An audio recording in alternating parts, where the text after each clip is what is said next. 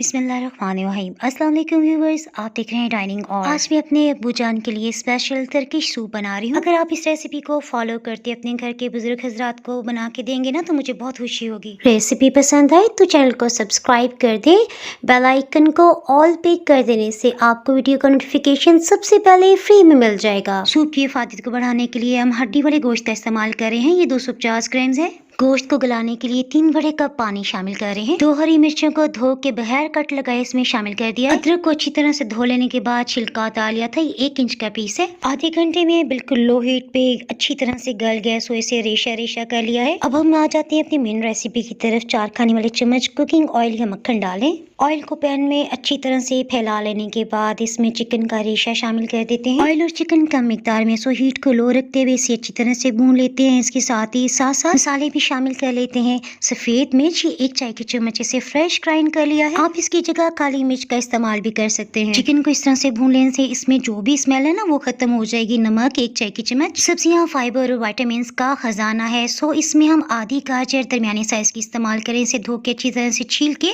Chop कर लेते हैं। गाजर इससे ज्यादा ना डालिएगा, अदरवाइज सूप में मिठास आ जाएगी। आपके परफेक्ट अंदाजे के लिए बता दूं, ये चॉप गाजर आधा कप बन गई है।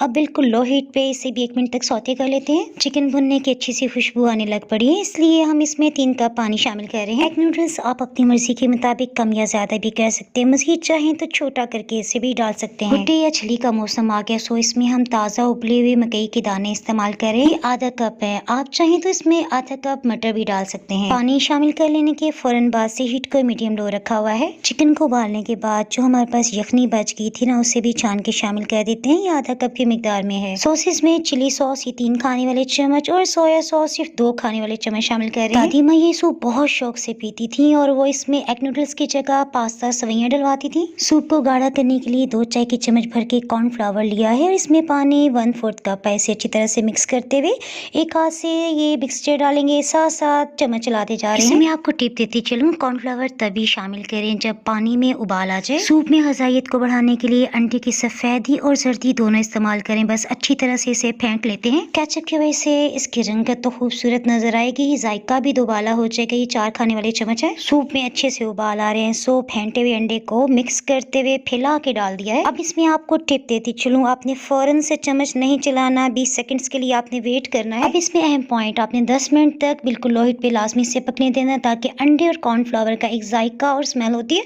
वो खत्म हो जाए। अल्हम्दुलिल्लाह सूप तो तैयार हो गया। सो मैं इस पॉइंट पे हीट को ऑफ करते हुए शिमला मिर्च शामिल कर रही हूँ। या 1/4 कप से लेके हाफ कप तक शामिल कर सकते हैं। मुझे तो इसका क्रंच बहुत पसंद है। अगर आप चाहते हैं इसे मजीद पकाना तो 2 मिनट तक लो हीट पे पका सकते हैं। आपको डाइनिंग आवर पे पंजीरी, मखंडी हलवा, बेसन के हलवे की रेसिपीज भी मिल जाएंगी। आप पंजीरी या हलवा बाय डाइनिंग आवर सर्च करेंगे ना तो आपको बहुत सी रेसिपीज मिल जाएंगी। इसके अलावा इनका लिंक मैं डिस्क्रिप्शन बॉक्स में भी डाल दूंगी। लास्ट में छोटी सी रिक्वेस्ट, अगर आपको वीडियो पसंद आई तो लाइक जरूर कर दें। तो हमें याद रखें, फिर मिलेंगे मजेदार सी रेसिपी, व्लॉग या फिर वीडियो के साथ। अल्लाह हाफिज।